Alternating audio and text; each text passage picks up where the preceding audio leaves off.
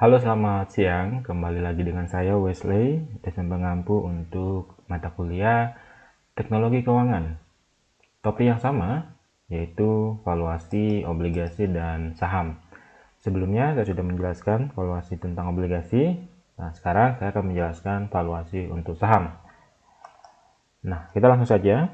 Untuk pasar saham di Amerika sendiri itu ada dua jenis ya, atau bursa saham ya di Amerika, yaitu ada indeksnya, ada New York Stock Exchange atau NYSE ya, dan Nasdaq. Nah, untuk NYSE ini sendiri adalah sekumpulan total saham yang ada di bursa Amerika, sedangkan untuk Nasdaq adalah indeks untuk saham-saham teknologi. Ada satu lagi ya, ada S&P 500 ya, S&P 500. Itu adalah saham-saham yang masuk 500 top ya di bursa saham Amerika. Nah, di Indonesia sendiri ada juga ya untuk keseluruhan ya, itu indeksnya adalah IHSG atau IDX ya. Nah, untuk pengkategoriannya misalnya untuk saham-saham yang liquid itu ada LQ45, kemudian ada yang masuk Kompas 300, itu ada kategori-kategori tertentu untuk masuk ke indeks tersebut ya. Jadi konsepnya hampir sama. Nah, kita langsung saja untuk jenis pasarnya sendiri ya. Itu ada pasar primer dan pasar sekunder, di mana pasar primer ini adalah penjualan pertama kali ya, pada saat misalnya sebuah perusahaan itu listing di bursa ya. Jadi aksi jual beli ya, ataupun penawaran pertama kali itu adalah pasar primer. Nah, sedangkan pasar sekunder adalah pasar di mana perusahaan yang menerbitkan itu diperdagangkan antar investor ya. Jadi yang sehari-hari diperdagangkan di bursa itu adalah pasar sekunder. Kemudian ada istilah IPO atau Initial Public Offering. Ini adalah penawaran pertama saham dari sebuah perusahaan yang ditawarkan kepada masyarakat. Kemudian ada penawaran primer ya, offering, primary offering ya. Dan ini terjadi ketika perusahaan menjual saham di perusahaan ya, atau misalnya sebuah perusahaan menawarkan saham yang mereka terbitkan kepada pegawainya, misal seperti itu ya, atau misalnya mereka menawarkan ke perusahaan lain ya. Oke, dari sisi pasar primer dan pasar sekunder ya. Jika dia pasar primer, itu adalah yang baru diterbitkan ya, kemudian di mana si penerbit akan memperoleh modal ya pada saat perusahaannya melakukan listing ya, atau menawarkan kepada masyarakat. Sedangkan di pasar sekunder ya, di mana pemilik saat ini yang membeli sahamnya kemudian dijual kepada orang lain ya. Nah, dalam kondisi ini tentu si perusahaan tidak memperoleh lagi dana dari hasil penjualan. Jadi yang diperoleh itu adalah hasil penjualan di pasar primer. Nah, misalnya contohnya adalah Shannon menjual 100 lembar ya, saham Google dari portofolionya seharga $500 per lembar ya. Nah, untuk membantu membiayai pendidikan perguruan tinggi putranya yaitu Dominic ya. Nah, kira-kira berapa yang diterima Google dari penjualan sahamnya? Tentu karena ini sudah ditransaksikan, karena ini ada, kita bisa key-nya adalah portofolio ya. Jadi Shannon dia udah retail ya, individu, kemudian menjual sahamnya, artinya itu sudah dilakukan dieksekusi di pasar sekunder ya. Jadi Google tidak menerima hasil dari penjualan itu lagi. Kemudian apakah transaksi ini terjadi di pasar primer atau sekunder? Tentu ini adalah terjadi di pasar sekunder. Oke. Nah, kemudian ada istilah bid price dan ask price ya. Di mana bid price ini adalah harga di mana investor membeli sahamnya. Ya. Kemudian ask price adalah harga di mana pemilik saham saat ini bersedia untuk menjual sahamnya. Jadi istilahnya adalah bid itu harga beli, sedangkan ask itu adalah harga jual. Sedangkan bid ask spread itu adalah perbedaan antara harga beli dengan harga jual. Kemudian ada istilah market order ya. Ini adalah perintah untuk membeli atau menjual saham dengan harga pasar terbaik yang tersedia saat ini ya. Kemudian ada limit order, ini adalah perintah untuk membeli atau menjual saham dengan harga yang telah ditentukan sebelumnya untuk dieksekusi saat harga pasar mencapai harga yang diminta ya. Jadi ini biasanya nasabah-nasabah corporate ya, atau memiliki dana besar, mereka meminta ke broker untuk mengeksekusi di harga-harga tertentu. Nah, contohnya, jika seorang investor ingin membeli 100 lembar saham Apple ya, dengan harga penawaran ya 253,40 ya, dan kemudian harga permintaannya adalah 253,48.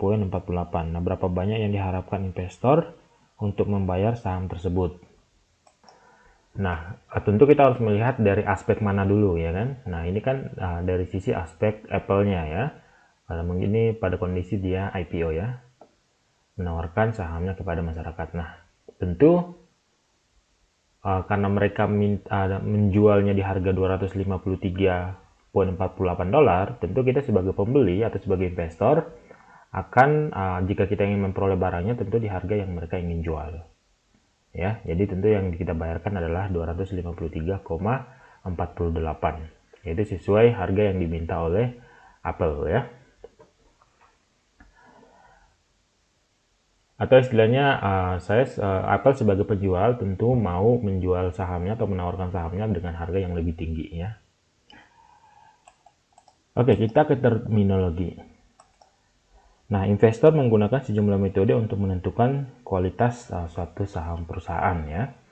Nah, bisa berdasarkan market cap ya. Market cap ini adalah total saham yang beredar di perusahaan dikalikan dengan harga saham yang saat ini.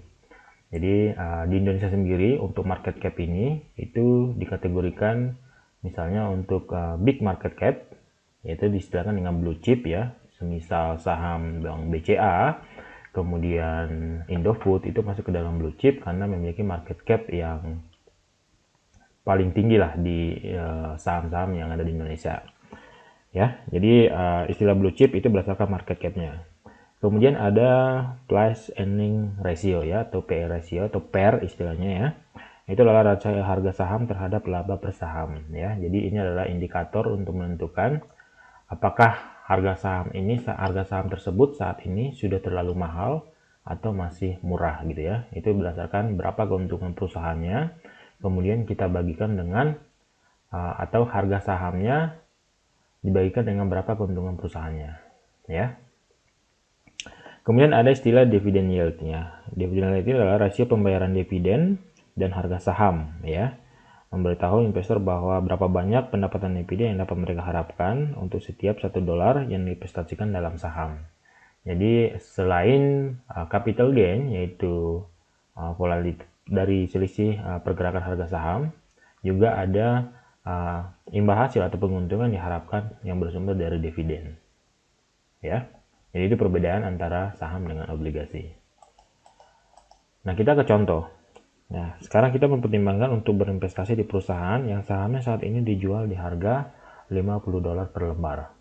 Tentu dengan 1 juta lembar saham beredar, dividen diharapkan adalah sebesar $2 per lembarnya. Dan penghasilan yang diperoleh berupa capital gain ya, $6 per saham. Nah, pertanyaannya adalah berapa capital marketnya, berapa PE ratio-nya, dan berapa dividend yield-nya. Nah, untuk market cap-nya ya, itu jangan lupa itu harga sahamnya dikalikan dengan jumlah saham yang beredar ya. Jadi untuk market cap perusahaan ini adalah $50 dikali dengan 1 juta, yaitu $50 juta ya. Sedangkan untuk price earning ratio ya, harga saham dibagikan dengan laba perusahaan per lembar sahamnya ya, dimana tadi laba perusahaannya adalah harga sahamnya adalah $50, kemudian dibagikan dengan labanya adalah sekitar $6 per lembar ya. Jadi 50 per 6 sama dengan 8,33, jadi pernya adalah 8,33. Kemudian dividen yield-nya adalah, jangan lupa dividen dibagikan adalah sebesar $2 per lembar, sehingga Kalau kita konversi dengan harga saham yang saat ini, dividen yieldnya adalah 2/50 atau 0,04 atau 4%. Ya. Oke, kita lanjut. Bagaimana menghitung value-nya?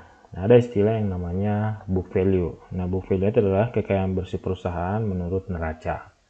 Jangan lupa bahwa neraca itu adalah melihat komposisi aset sama dengan liability plus equity-nya. Jadi nilai bukunya itu berdasarkan nilai asetnya berapa.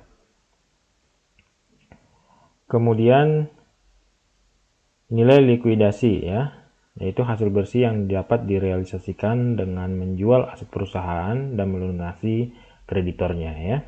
Jadi ini berdasarkan liability-nya ya. Kemudian market value, nilai pasar itu nilai perusahaan yang ditentukan oleh investor yang bersedia membeli perusahaan. Jadi nilai pasar itu atau market value ini adalah harga real dari kesepakatan antara pelaku pasar, ya. Tidak seperti nilai buku dan nilai likuidasi, nilai pasar memperlakukan perusahaan sebagai kelangsungan hidup. Nah, untuk membantu mengidentifikasi sumber nilai, manajer keuangan terkadang membangun neraca nilai pasarnya. Kemudian ada neraca nilai pasar atau market value balance sheet ya, di mana neraca menunjukkan pasar daripada yang terdiri dari nilai aset, kewajiban, dan ekuitas pemegang saham. Ya. Oke. Kita ke ini ya, going concern value ya. Nah, itu perbedaan antara nilai aktual perusahaan dan nilai buku atau nilai likuidasi disebut dengan nilai kelangsungan hidup atau going concern value ya. Mengacu pada 3 faktor, yaitu extra earning power ya, kekuatan dari keuntungan yang dihasilkan, yaitu sebuah perusahaan mungkin memiliki kemampuan untuk mendapatkan tingkat pengembalian aset yang lebih tinggi. Nilai aset ini akan lebih tinggi dari nilai bukunya. Oke, kemudian ada intangible asset atau aset yang tidak berwujud. Banyak aset tidak dapat diukur di neraca ya. Misalnya brand perusahaan ataupun manajemen perusahaannya. Kemudian ada nilai investasi di masa depan, yaitu jika investor yakin sebuah perusahaan berpotensi melakukan investasi yang sangat menguntungkan di masa depan, mereka akan membayar lebih untuk saham perusahaan saat ini ya. Jadi melihat prospek dari perusahaan itu sendiri. Kita ke harga dan nilai intrinstiknya ya. Kalau kita berbicara tentang intrinsic value ya, mengukur nilai saat ini dari nilai yang akan dibayarkan di masa yang akan datang ya, dari sebuah saham ataupun sekuritas lainnya. Kalau kita melihat persamaannya adalah V0 sama dengan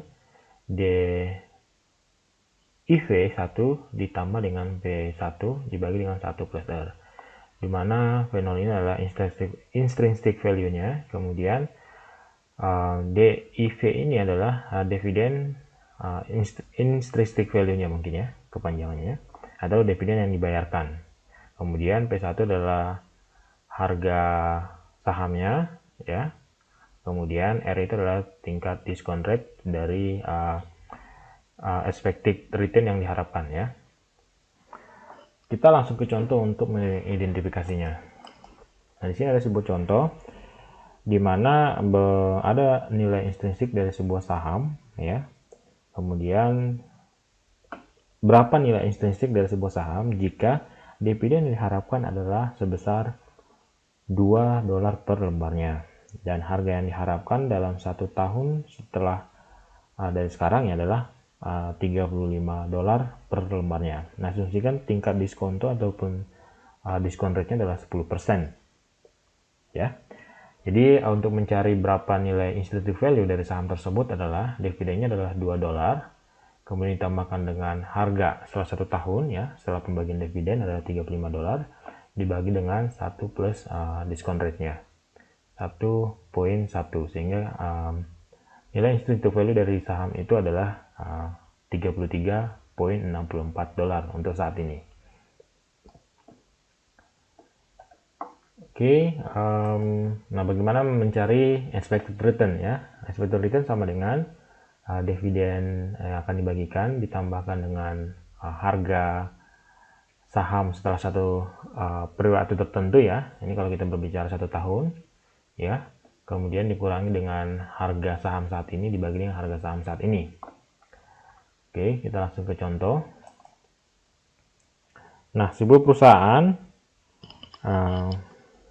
dijual harga sahamnya dijual seharga $40 untuk saat ini.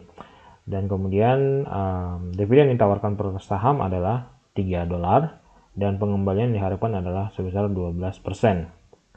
Nah, kira-kira berapa seharusnya harga saham dalam 1 tahun jika informasi tersebut yang diinformasikan ya. Nah, untuk mencarinya adalah expected return-nya adalah sebesar 12%. Ya, ini adalah tingkat pengembalian diharapkan yaitu 0,12. Kemudian dividen yang dibagikan adalah $3 ditambahkan dengan harga yang kita cari adalah harga saat ini ya. Harga saat saham ini 1 tahun ke depan setelah pembagian dividen ya. Jadi dikurangi dengan harga saat ini, harga sahamnya adalah $40 dibagi dengan harga saham saat ini. Sehingga kita memperoleh bahwa nilai harga saham setelah 1 tahun adalah $41.8 ya. Nah, kita mencari atau membuat model dividen diskon model ya. Nah, model ini adalah arus kas diskon yang menyatakan bahwa harga saham hari ini sama dengan nilai sekarang dari semua dividen masa depan yang akan diharapkan ya. Nah, sehingga ada persamaannya di mana harga saham saat ini sama dengan dividen pada tahun pertama, kemudian atau pada tahun KI hingga dividen pada tahun yang ditentukan atau H ya disimbolkan. Ya, jadi R adalah tingkat rate of return yang diharapkan. Kita langsung ke contoh.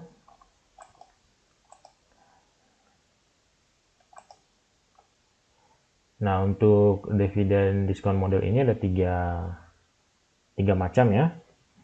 Itu yang pertama adalah tidak ada pertumbuhan atau no growth. Nah, dalam kasus ini di mana perusahaan tidak menginvestasikan kembali pendapatannya ke dalam perusahaan sehingga tidak mencapai pertumbuhan. Model diskon dividen ini mengatakan bahwa saham perusahaan harus dijual dengan nilai sekarang dari aliran dividen yang konstan dan terus-menerus.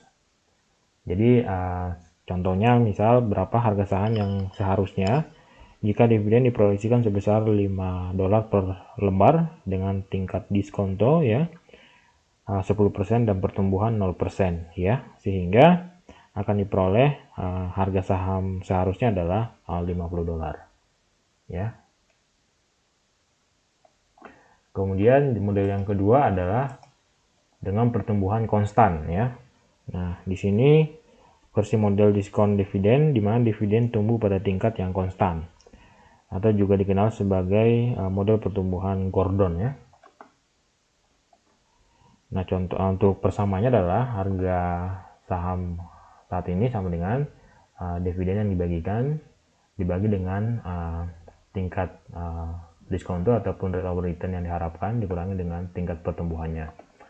Sebagai contoh misal berapa harga saham yang seharusnya jika perusahaan akan membayar dividen sebesar $4 dalam setahun yang diharapkan tumbuh pada tingkat konstan 5%. Ya, asumsikan tingkat diskontonya adalah 10%. Oke, jadi untuk memperoleh harga saham saat ini adalah atau harga saham seharusnya adalah tadi dividen dibagikan adalah $4, kemudian dibagikan dengan tingkat diskontonya atau diskon rate-nya adalah 10% dikurangi dengan pertumbuhan dividennya ya, itu 5%, sehingga diperoleh harga saham seharusnya adalah sebesar $80. Kemudian dengan model yang ketiga adalah pertumbuhan yang tidak konstan ya. Nah, di sini H adalah untuk tahun di mana kita mengharapkan tingkat pertumbuhan berubah. Nah, kita dapat menggunakan model diskon dividen untuk memperkirakan nilai sekarang dari dividen tersebut atau nilai seharusnya. Ya, persamaan seperti ini. Jadi H ini adalah periode yang kita inginkan dalam menginvestasikan dana kita di dalam sebuah instrumen saham. Sebagai contoh, perusahaan diharapkan membayar $2 ya per lembar dalam bentuk dividen untuk tahun depan. Kemudian dividen tersebut diharapkan tumbuh 8% untuk 3 tahun ke depan dan 6% setelahnya. Ya.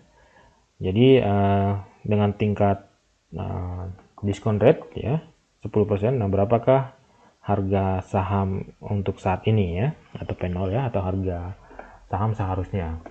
Jadi dividennya 2% untuk tahun pertama, itu 1 plus diskon rate-nya adalah 10%, ditambahkan dengan dividen di tahun kedua ya, grow 8%, jadi 8% dari $2 ya.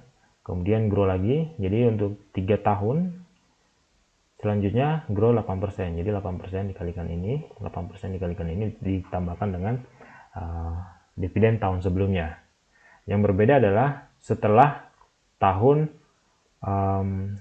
keempat atau tahun kelima ya. Jadi untuk pertumbuhan dari dividennya itu stabil di angka 6%. Jadi untuk setelah tahun keempat ya, kita akan memakai konsep yang sebelumnya rumusnya. Jadi 2,67 ini adalah 6% ya growth-nya dari tahun sebelumnya dibagikan dengan R dikurangi dengan G-nya ya, atau growth-nya, yaitu 0,1 dikurangi 0,06 dibagikan dengan 1 plus R pangkat H-nya, yaitu 1,1 pangkat 4. Jadi kita memperoleh nilai sahamnya saat ini atau harga saham saat ini atau harga sewajarnya adalah $52.68 ya. Jadi itu untuk mencari harga saham berdasarkan dividen ya. Tadi ada 3, itu tidak ada grow-nya, kemudian dengan pertumbuhan yang konstan dan yang pertumbuhan yang tidak konstan ya. Jadi berbeda-beda untuk mencari nilai harga wajarnya. Oke, kita ke rate of return yang diharapkan atau tingkat pengembalian yang diharapkan. Dimana rumusnya adalah R sama dengan dividend yield ditambahkan dengan grow rate-nya, atau R sama dengan dividen dibagikan dengan harga saham saat ini ditambahkan dengan gradiennya. Nah, contohnya. Nah, berapa rate of return yang seharusnya ya untuk sebuah investor atau seorang investor pada sebuah instrumen saham ya, jika dividen yang diharapkan ya adalah sebesar $2 dan mengalami growth 8% ya pada saat dijual ya dari harga $60. Jadi untuk rate of return-nya dan rumusnya tadi, dividennya adalah $2, kemudian harga jualnya adalah $60 ya, atau harga saat ini ya, ditambahkan dengan berapa grow dari dividennya. Jadi diperoleh untuk expected return-nya adalah 11,33% ya. Jadi adalah rate of return yang diharapkan. Oke, kita ke sustainable growth rate ya. Jadi tingkat pertumbuhan yang berkelanjutan. Nah, di sini ada beberapa informasi yang cukup penting ya. Itu adalah rasio pembayaran, yaitu bagian dari pendapatan yang dibayarkan sebagai dividen ya. Kemudian ada plowback ratio, yaitu adalah bagian dari pendapatan yang ditahan oleh perusahaan ya. Jadi plowback ratio sama dengan 1 dikurangi dengan payout ratio-nya ya. Kemudian ada G ya, yaitu tingkat growth rate-nya yang berkesinambungan atau sustainable, yaitu tingkat pertumbuhan perusahaan jika pendapatan ya, itu mempertahankan pengembalian ekuitas yang konstan dan menjaga rasio utangnya tetap konstan. Ya, nah di sini ada jika sebuah perusahaan mendapatkan pengembalian konstan, ya, kemudian atas ekuitasnya dan tingkat pengembalian proporsi pendapatan yang konstan juga, maka tingkat pertumbuhan yang diharapkan adalah G sama dengan return of equity atau ROE dikalikan dengan plowback rate rasionya atau plowback rate-nya sama dengan ROE dikali dengan B ya. Jadi return of equity itu disimbolkan dengan ROE, sedangkan plowback rate itu disimbolkan dengan B. Jadi B-nya sama dengan earning dikurangi dividen dibagi dengan earning-nya. Misalkan perusahaan membayar 35% dari pendapatan sebagai dividen ya. 35% pendapatan dari dividen sebagai dividen dan mengharapkan tingkat pengembalian ekuitas menjadi 10%. Ya, berapa tingkat pertumbuhan yang diharapkan ya. Jadi G-nya sama dengan 0,1 yaitu tingkat pertumbuhan ekuitasnya atau return of equity-nya adalah 10%, 0,1 dikalikan dengan plowback rasionya, yaitu plowback rasio tadi 1 dikurangi dengan rasio pembayarannya. Yaitu rasio pembayaran itu adalah jumlah keuntungan yang dibagikan atau dibayarkan sebagai dividen. Jadi 1 dikurang 0,35 sama dengan 0,65 ya, karena dikalikan dengan 0,1 atau setara dengan 6,5% ya. Oke, selanjutnya adalah bagaimana menilai pertumbuhan dari saham. Di sini ada present value of growth opportunities atau VVGO ya. Itu nilai bersih saat ini yang dari investasi masa depan perusahaan. Dari sebuah perusahaan ya, catatannya adalah earning per share atau EPS per rate ya, dapat dianggap sebagai rasio ataupun nilai aset yang ada saat ini. Jadi nilai saham untuk harga saham saat ini sama dengan EPS per R ditambahkan dengan VVGO-nya ya. Sebagai contoh misalnya sebuah saham dijual saat ini atau hari ini seharga $55 per lembar dan ada sekitar 10 juta lembar saham yang beredar. Nah, jika pendapatan diproyeksikan menjadi 20 juta ya, 20 juta dolar. Nah, berapa nilai yang diberikan investor untuk pertumbuhan per saham atau per lembar ya? Asumsi tingkat rate-nya adalah 10%. Jadi kalau kita memasukkan ke dalam rumus, di mana harga sahamnya saat ini adalah $55, harga jualnya per lembar sama dengan earning per share. Earning per share-nya adalah pendapatan ya dibagi dengan jumlah saham yang beredar ya. Jadi 20 juta dibagi dengan 10 juta dibagi dengan rate saat ini yaitu 10% ditambahkan dengan VVGO-nya, sehingga kita memperoleh untuk present value of growth opportunities-nya adalah $35 per lembar.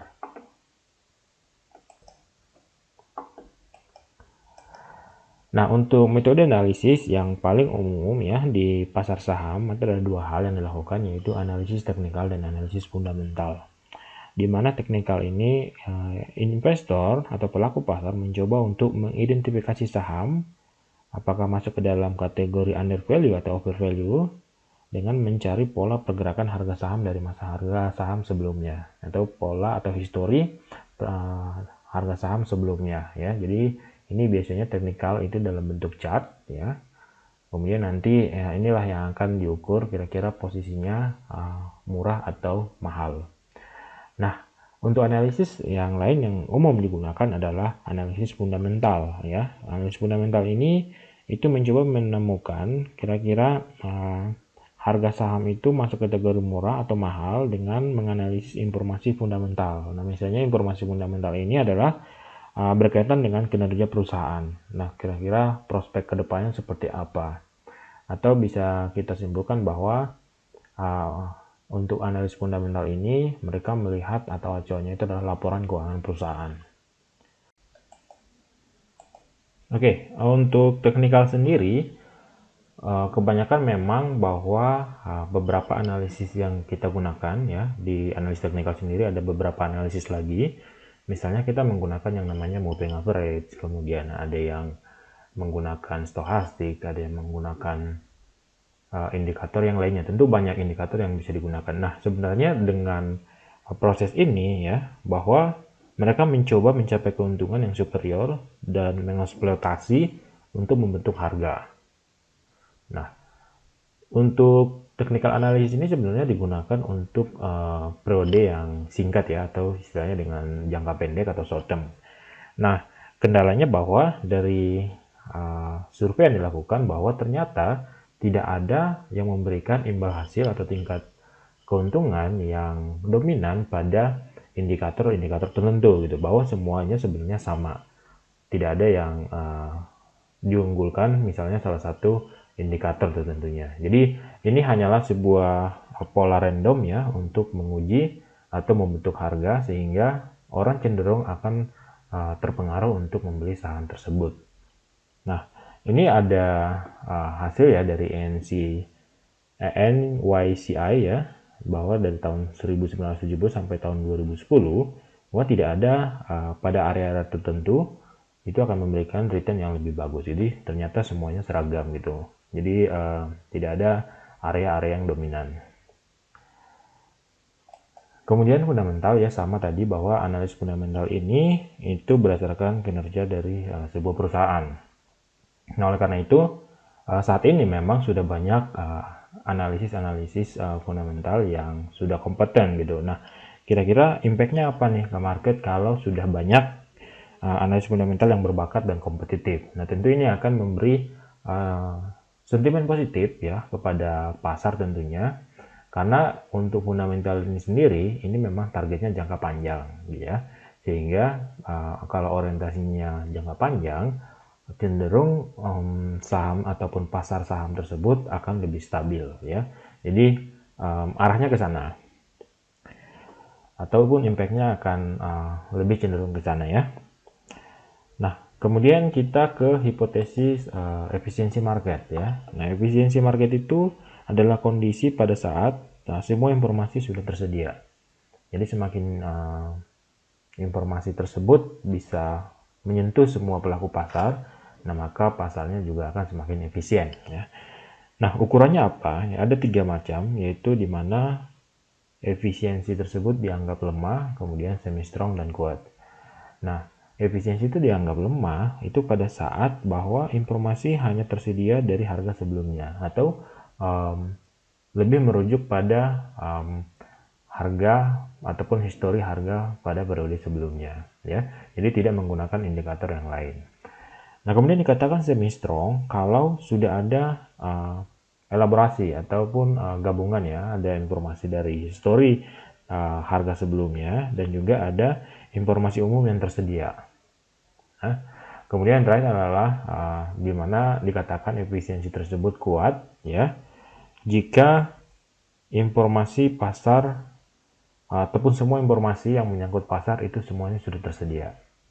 Nah, dampaknya apa? Bahwa investor akan berhenti ataupun menghindari untuk berespektasi mendapatkan keuntungan yang superior, yang maksimal, ataupun yang di luar kondisi normal lah gitu ya. Kalau memang sudah pasarnya sudah efisien atau dalam kondisi sudah kuat atau strong ya.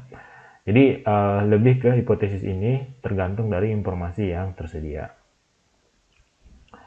Nah, bagaimana dengan anomali pasar ya? Nah, kita tahu bahwa di pasar saham bahwa semua bermain tentang informasi ya. Misalnya ada the earning announcement fase. Nah, ini adalah kondisi pada saat perusahaan itu mengumumkan laba perusahaan. Tentu jika laba perusahaannya grow ataupun mencetak keuntungan yang terus bertumbuh, itu akan memberikan sentimen positif terhadap kenaikan harga sahamnya. Dan sebaliknya, kalau misalnya perusahaannya merugi, dan itu akan memberikan sentimen negatif kepada perusahaan dan akan mempengaruhi harga sahamnya. Dan itu sering terjadi. Nah, di sini ada the new issue fragile. Nah, ini adalah kondisi pada saat pertama kali misalnya sebuah perusahaan IPO, orang langsung membeli saham tersebut tanpa mempertimbangkan terlebih dahulu kemungkinan risiko yang akan diperoleh gitu. Nah, yang jadi kendala adalah pada saat ini sudah mulai ditransaksikan di pasar sekunder, yang akan dirugikan adalah investor karena fluktuasinya akan sangat lebar gitu ya, sehingga lebih mudah untuk ataupun penentuan harga wajarnya itu belum bisa terrealisasi kira-kira di harga wajar berapa. Nah, ini yang akan sering cenderung merugikan investor. Nah, kemudian ada bubbles ya. Jadi terkadang memang kenaikan harga saham itu di luar ekspektasi ya. Jadi terus mengalami kenaikan bahkan sudah di luar harga wajarnya gitu. Nah, kondisi-kondisi itu memang sering terjadi di pasar saham. Misalnya beberapa kejadian pada Nikkei ya, Jepang itu terjadi pada tahun 1985 sampai 2009. Kemudian ada di sektor real estate-nya juga di pasar Jepang tahun 2005. Kemudian ada di pasar US ya, .com ya, tahun 1995 sampai tahun 2002. Dan memang kondisi-kondisi ini tidak bisa dihindari gitu. Ada sentimen misalnya pemegang saham ataupun yang membeli saham tersebut sangat optimis terhadap kinerja sebuah perusahaan, dan misalnya ini cukup sering terjadi juga di perusahaan teknologi yang mungkin berasumsi bahwa perusahaan ini akan sangat menjanjikan misalnya 5 tahun sampai 10 tahun ke depan gitu. Jadi pemegang saham cenderung untuk menahan sahamnya hingga menunggu benar-benar perusahaan ini akan perform di tahun tersebut gitu ya. Sehingga dengan adanya kesepahaman seperti itu gitu ya, jadi sehingga pergerakan harga sahamnya juga terus naik ya, dan itu bisa menyebabkan bahwa nilai sahamnya itu mungkin tidak seharusnya nilainya seperti itu gitu ya. Itu yang disebut dengan anomali pasar ya. Kemudian ada behavioral finance ya, pola perilaku keuangan, dan di sini memang yang dituntut adalah di mana orang itu cenderung lebih mentoleransi tingkat risiko daripada keuntungan ya, yaitu orang akan cenderung lebih puas ya, ataupun lebih mentoleransi tingkat keuntungan 2% daripada mentoleransi tingkat kerugian 5%. Atau artinya dalam kondisi untung 2%, dia akan merasa lebih puas dibandingkan dengan pada saat dia rugi ataupun posisi portofolionya minus 5%, dia akan cenderung untuk menahan gitu. Sehingga kalau kita akumulasikan, jelas itu akan merugikan dari segi nilai ataupun selisihnya ya. Itu secara behavioral memang itu cukup sering terjadi di pelaku pasar ya, atau investor. Nah, yang terakhir adalah terlalu percaya diri. Terkadang bahwa terlalu percaya diri itu akan menjadi bumerang bagi pelaku pasar atau investor gitu ya, bahwa dalam kondisi market yang tidak stabil, tentu kita harus membatasi resiko-resiko pada kondisi tertentu. Jika kita tidak melakukan pembatasan risiko, ya akhirnya kita akan lebih kurang survive jika dibandingkan kita membatasi pada risiko-risiko tertentu. Jadi pola perilaku terlalu percaya diri di pasar itu akan membatasi tingkat pertumbuhan dari portofolio kita sendiri. Oke, sekian dari saya penjelasannya untuk topik kita pada sesi kali ini. Silakan dipelajari bukunya untuk referensi, buku rujukannya untuk memperdalam atau memahami topik yang kita pelajari ini. Terima kasih, selamat siang.